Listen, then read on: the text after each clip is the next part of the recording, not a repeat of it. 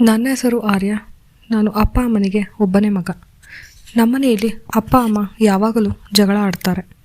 ಅವರು ಜಗಳ ಆಡಿ ಕೋಪಿಸ್ಕೊಂಡು ಮಾತಾಡದಿರ ಇರೋದು, ಒಬ್ಬರಿಗೊಬ್ಬರು ಬೈದಾಡಿಕೊಳ್ಳುವುದು ನನ್ನ ಕಣ್ಣು ಮುಂದೆ ನಾನು ದೊಡ್ಡವನಾಗಿದ್ದೀನಿ ಅಂತ ನೋಡಲ್ಲ. ಅವರು ಯಾಕೆ ಜಗಳ ಆಡ್ತಾರೆ ಅನ್ನೋದೇ ನನಗೆ ಗೊತ್ತಿರುವುದಿಲ್ಲ. ಒಂದೊಂದು ಸಾರಿ ನೆಂಟಸ್ತರ ವಿಷಯಕ್ಕೆ ಜಗಳ ಆಡ್ತಾರೆ. ಮತ್ತೆ ಕೆಲವು ಬಾರಿ ನನಗೆ ಅರ್ಥ ಆಗುವುದಿಲ್ಲ ಅವರ ಕಾರಣಗಳು. ಒಂದು ಬಾರಿ ಅವರು ರೂಮಿನಲ್ಲಿ ಮಾತಾಡ್ತಿರೋದನ್ನು ನಾನು ಕೇಳಿಸಿಕೊಂಡೆ. ಅಮ್ಮ ಅಪ್ಪನಿಗೆ ಬೈತಾ ಇದ್ದಾಳೆ. ನಿನ್ನನ್ನು ಕಟ್ಟಿಕೊಂಡು ನನಗೆ ಯಾವುದೇ ಸುಖವಿಲ್ಲ. ನೀನು ಜಾಸ್ತಿ ಸಂಪಾದಿಸುತ್ತಿಲ್ಲ. ನನಗೆ ಮನೆ ಕೆಲಸ ಮಾಡುವುದಕ್ಕೆ ಕಷ್ಟ.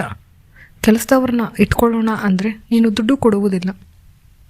ಅದು ಹೋಗಲಿ ಅಂತ ಅಂದರೆ ನನಗೆ ಬೇರೆ ಸುಖನೂ ನೀನು ಕೊಡ್ತಾ ಇಲ್ಲ. 10 ನಿಮಿಷಕ್ಕೆ ನೀನು ಸುಸ್ತಾಗ್ತೀಯ. ನೀನು ಒಬ್ಬ ಗಂಡಸ ಅಂತ ಹಿಗ್ಗಮುಗ್ಗ ಬೈತಾ ಇದ್ದಾರೆ. ಇದನ್ನು ಕೇಳಿಸಿಕೊಂಡ ಅಪ್ಪ ಅವರ ಸ್ವಾಭಿಮಾನಕ್ಕೆ ಪೆಟ್ಟಾಗಿ, ಹೌದು, ನೀನೇನು ಭಾರಿ ಕಡಿಮೆ. ನೀನು ಆಡಿದ ಆಟಗಳು ನನಗೆ ಗೊತ್ತಿಲ್ಲ ಅಂತ ಅಂದ್ಕೊಂಡ್ಯಾ? ನಿನ್ನ ಬಗ್ಗೆ ಗೊತ್ತಿದ್ದು ನಾನು ನಿನ್ನನ್ನು ಮದುವೆಯಾಗಿದ್ದು ಹೆಚ್ಚು. ನಿನಗೆ ದುಡ್ಡು ಬೇಕಾದರೆ ನೀನು ಕೆಲಸಕ್ಕೆ ಹೋಗಿ ದುಡಿ.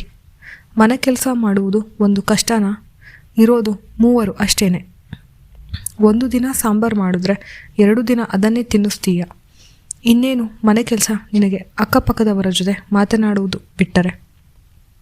ನೀನು ನನಗೆ ಕೊಡುತ್ತಿರುವ ಕಾಟಕ್ಕೆ ನನಗೆ 10 ನಿಮಿಷಕ್ಕೆ ಕೆಲಸ ಆಗ್ತಾ ಇದೆ. ಅದರಲ್ಲಿ ನನ್ನದೇನು ತಪ್ಪಿದೆ? ಅಪ್ಪ ಕೋಪದಿಂದ ರೂಮ್ ಡೋರನ್ನು ಎಳೆದುಕೊಂಡು ಆಚೆ ಬಂದರು. ನನ್ನನ್ನು ನೋಡಿ ತಲೆ ತಗ್ಗಿಸಿ ಹೊರಟು ಹೋದರು. ಅಮ್ಮ ಗುಣಗುತ್ತಾ ಅಡುಗೆ ಮನೆಗೆ ಹೋಗಿ ಕಾಫಿ ಮಾಡಲು ಹೋದರು.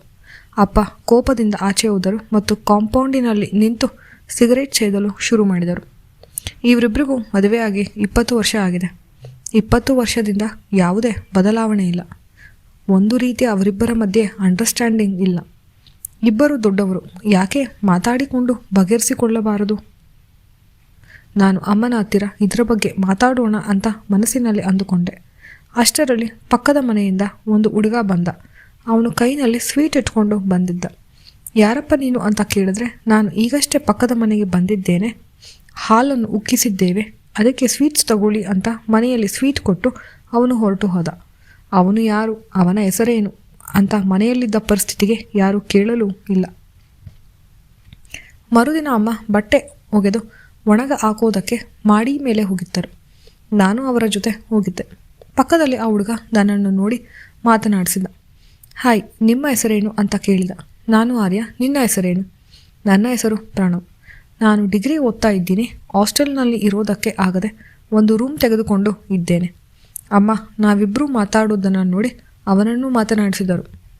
ಆಂಟಿ, ನಾನು ಈಗಷ್ಟೇ ಬಂದಿರೋದು.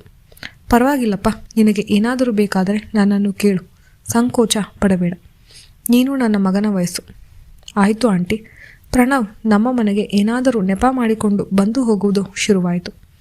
ಅಮ್ಮ ಅಡುಗೆ ಮಾಡಿದಾಗ ಅವನಿಗೆ ಸ್ವಲ್ಪ ಕೊಡುವುದಕ್ಕೆ ಹೇಳಿ ಕಳಿಸುತ್ತಿದ್ದರು ಅಥವಾ ಅವರೇ ಹೋಗಿ ಕೊಡುತ್ತಿದ್ದರು. ಪ್ರಣವ್ಗೆ ಒಂದು ಅಭ್ಯಾಸವಿದೆ. ಅದು ಬೆಳಗ್ಗೆ ಎದ್ದು ಮಾಡಿ ಮೇಲೆ ಎಕ್ಸಸೈಸ್ ಮಾಡುತ್ತಾನೆ. ಅವನು ಉದ್ದ ಇದ್ದಾನೆ ಮತ್ತು ಚೆನ್ನಾಗಿ ದೇಹವನ್ನು ದಂಡಿಸುತ್ತಾನೆ. ಅದಕ್ಕೆ ಅವನು ನೋಡುವುದಕ್ಕೆ ಸೂಪರ್ ಆಗಿದ್ದಾನೆ. ಅಮ್ಮ ಮತ್ತು ಪ್ರಣವ್ ಇಬ್ಬರು ಮಾಡಿ ಮೇಲೆ ಕೂತ್ಕೊಂಡು ತಿನ್ನುತ್ತಾ ಮಾತನಾಡುತ್ತಿದ್ದರು. ಏನಪ್ಪ ಪ್ರಣವ್, ಯಾರಿದ್ದಾರೆ? ನಿನ್ನ ಗರ್ಲ್ ಫ್ರೆಂಡ್? ಇಲ್ಲ ಆಂಟಿ, ಆ ಥರ ಏನೂ ಇಲ್ಲ. ನಾನು ಇಲ್ಲಿ ಬಂದಿರುವುದು ಓದುವುದಕ್ಕೆ, ಬೇರೇನೂ ಅಲ್ಲ. ಈಗಿನ ಕಾಲದ ಹುಡುಗಿಯರು ಜೊತೆಗೆ ಇದ್ದರೆ ಅಲ್ಲಿ ಕರೆದುಕೊಂಡು ಇಲ್ಲಿ ಕರೆದುಕೊಂಡು ಹೋಗು ಅಂತ ಪೀಡಿಸುತ್ತಾರೆ, ದುಡ್ಡು ಖರ್ಚು ಮಾಡಿಸುತ್ತಾರೆ. ನನ್ನ ಕೈನಲ್ಲಿ ಅವೆಲ್ಲ ಆಗೋಲ್ಲ. ಹೌದು, ಹಾಗಾದರೆ ನೀನು ಕೈಲಿ ದುಡ್ಡು ಖರ್ಚು ಮಾಡಿಸುವವರು ಯಾರಾದರೂ ಇದ್ದರೆ ನೋಡಿ ಮಾಡಿಸು. ಇವಾಗ ಯಾರು ಸಿಗ್ತಾರೆ ಆಂಟಿ ಆ ಥರ? ಇರ್ತಾರೆ ಪ್ರಣವ್, ನೀನು ಹುಡುಕಬೇಕು. ನನಗೆ ಅಮ್ಮನ ಮೇಲೆ ಅನುಮಾನ. ಅಮ್ಮ ಅವನ ಮೇಲೆ ಕಣ್ಣು ಹಾಕಿದ್ದಾರೆ ಅಂತ. ಅವನಿಗೆ ಊಟ ಕೊಡೋ ನೆಪದಲ್ಲಿ ಅಮ್ಮ ಅವನ ಕೋಣೆಗೆ ಹೋಗುವುದನ್ನು ನಾನು ನೋಡಿದ್ದೇನೆ. ಇಬ್ಬರಿಯಲ್ಲಿ ಏನು ಮಾಡುತ್ತಾರೆ ಎಂದು ತಿಳಿದುಕೊಳ್ಳುವ ಕುತೂಹಲ. ನಾನು ಒಮ್ಮೆ ಕಿಟಕಿಯ ಮೂಲಕ ಇಣುಕಿ ನೋಡಿದ್ದೆ. ಅವರಿಬ್ಬರು ಟಿವಿಯಲ್ಲಿ ಏನೋ ನೋಡುತ್ತಿದ್ದರು. ನಾನು ಸರಿಯಾಗಿ ನೋಡಿ ಗಮನಿಸಿದೆ. ಇಬ್ಬರು ಪ್ರೇಮಿಗಳು ಪ್ರೇಮಿಸುತ್ತಿರುವುದನ್ನು ಇಬ್ಬರು ಕುಳಿತುಕೊಂಡು ನೋಡುತ್ತಿದ್ದಾರೆ. ನನಗೆ ಇದನ್ನು ನೋಡಿ ಏನು ಮಾಡ್ತಾ ಇದ್ದಾರೆ ಕೇಳಿ ಬಿಡೋಣ ಅಂತ ಅನ್ನಿಸ್ತು. ಆದರೆ ನಾನೇನು ಮಾತನಾಡಲಿಲ್ಲ. ಯಾಕಂದರೆ ಪ್ರಣವ್ ಜೊತೆ ಅಮ್ಮ ಮಾತಾಡೋಕೆ ಶುರು ಮಾಡಿದ್ದಾಗಿಂದ ಮನೆಯಲ್ಲಿ ಜಗಳ ಕಡಿಮೆ ಮಾಡಿದ್ದಾರೆ. ಒಂದು ದಿನ ಪ್ರಣವ್ ಬಂದಿದ್ದಾನೆ ಮನೆಗೆ. ಯಾವುದೋ ಪಾತ್ರೆಯನ್ನು ಕೊಡುವುದಕ್ಕೆ. ಅಮ್ಮನಿಗೆ ಪಾತ್ರೆಯನ್ನು ನೀಡುವ ನೆಪದಲ್ಲಿ ಅಮ್ಮನ ಕೈಯನ್ನು ಮುಟ್ಟಿ ಜೋರಾಗಿ ಇಸುಕುತ್ತಿದ್ದಾನೆ.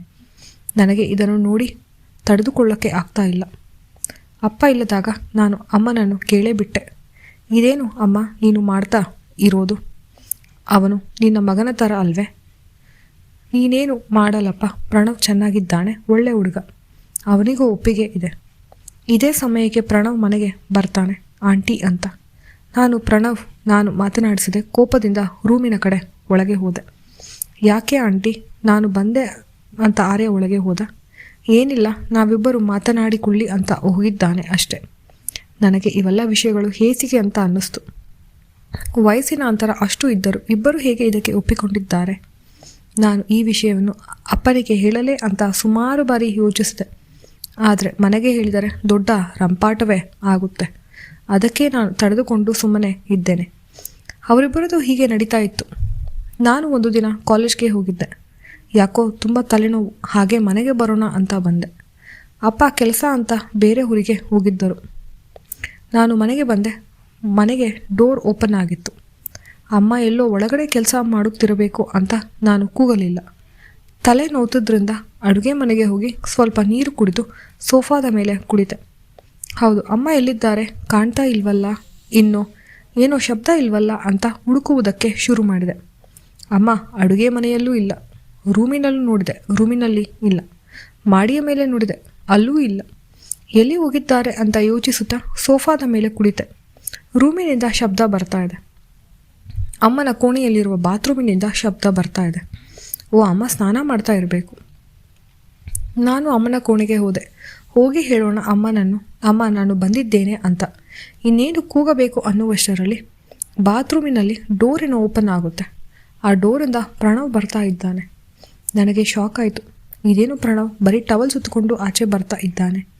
ನಾನು ಮರೆಯಲ್ಲಿ ನಿಂತೆ. 1 ನಿಮಿಷದ ನಂತರ ಅಮ್ಮ ಬಾತ್ರೂಮಿನಿಂದ ಆಚೆ ಬರ್ತಾ ಇದ್ದಾರೆ. ಓ, ಹಾಗಾದರೆ ಇವರಿಬ್ಬರು ಇಷ್ಟೊತ್ತಿಗೆ ಒಟ್ಟಿಗೆ ಒಳಗೆ ಇದ್ದರು. ಏನಾಗಬಹುದು ಎಂದು ನಾನು ಊಹಿಸಿದೆ. ನಾನು ಮರೆಯಲ್ಲಿ ನಿಂತಿರುವುದು ಅವರಿಗೆ ಕಾಣುತ್ತಿಲ್ಲ. ಅವರಿಬ್ಬರು ಏನು ಮಾಡ್ತಾ ಇದ್ದಾರೆ ಅಂತ ನೋಡೋ ಕುತೂಹಲ. ಪರಸ್ಪರ ಇಬ್ಬರು ಟವಲಿನಲ್ಲಿ ಇದ್ದಾರೆ. ಇಬ್ಬರು ಒಬ್ಬರಿಗೊಬ್ಬರು ಬಟ್ಟೆಯನ್ನು ಹಾಕಿಕೊಂಡು ಸಾಧ್ಯವಾದಷ್ಟು ಮುದ್ದಾಡಿಕೊಂಡರು. ಇದನ್ನು ನೋಡಿ ನನಗೂ ಆಸೆ ಆಯಿತು. ನಾನು ಅವರಿಬ್ಬರನ್ನು ಈ ರೀತಿ ನೋಡುತ್ತೇನೆಂದು ಯೋಚಿಸಿರಲಿಲ್ಲ. ನಾನು ಸೋಫಾದ ಮೇಲೆ ಹಾಲಿನಲ್ಲಿ ಕುಳಿತು ಸ್ವಲ್ಪ ಹೊತ್ತು ಆದ ಮೇಲೆ ಅವರಿಬ್ಬರು ಆಚೆ ಬಂದರು. ನನ್ನನ್ನು ನೋಡಿ ಗಾಬರಿಯಿಂದ, ನೀನು ಇಷ್ಟು ಬೇಗ ಬರ್ತೀಯಾ? ಯಾವಾಗ ಬಂದೆ ಅಂತ ಕೇಳಿದರು. ನಾನು ಆವಾಗಲೇ ಬಂದೆ ಅಮ್ಮ. ನನಗೆ ಎಲ್ಲ ತಿಳಿದಿದೆ. ನಾನು ಎಲ್ಲವನ್ನು ಕಣ್ಣಾರೆ ನೋಡಿದ್ದೇನೆ. ನಾನು ಈ ವಿಷಯವನ್ನು ಅಪ್ಪನಿಗೆ ಹೇಳ್ತೀನಿ. ಅಪ್ಪನಿಗೆ ಹೇಳಬಾರದು ಅಂದರೆ ತಕ್ಷಣ ಪ್ರಣವ್ ರೂಮನ್ನು ಖಾಲಿ ಮಾಡಿ ಕೊಟ್ಟು ಹೋಗಬೇಕು. ಇಲ್ಲವೆಂದರೆ ಪರಿಣಾಮ ಸರಿ ಇರುವುದಿಲ್ಲ. ಪ್ರಣವ್ ಈ ಸಂದರ್ಭದಲ್ಲಿ ಅರ್ಥವಾಯಿತು ಅಂತ ಅನಿಸುತ್ತೆ. ಅಮ್ಮನ ಕಡೆ ತಿರುಗಿ, ಆಂಟಿ, ಇಷ್ಟು ದಿನ ಇದ್ದಿದ್ದು ಖುಷಿಯಾಯಿತು. ಆದರೆ ಇದರಿಂದ ನಿಮ್ಮ ಸಂಸಾರಕ್ಕೆ ತೊಂದರೆ ಆಗುತ್ತೆ ಅಂದರೆ ನಾವು ಇದರಿಂದ ದೂರ ಇರುವುದೇ ಒಳ್ಳೆಯದು. ನಾನು ಆದಷ್ಟು ಬೇಗ ಹೊರಡುತ್ತೇನೆ, ನಿಮಗೆ ತೊಂದರೆ ಕೊಡುವುದಿಲ್ಲ.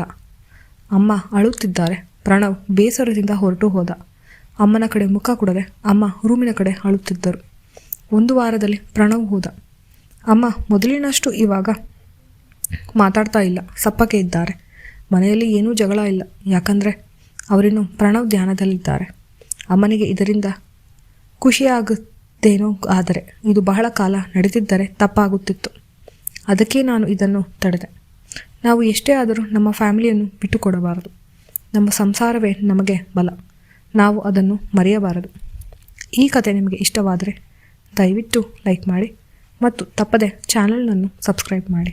ಧನ್ಯವಾದಗಳು.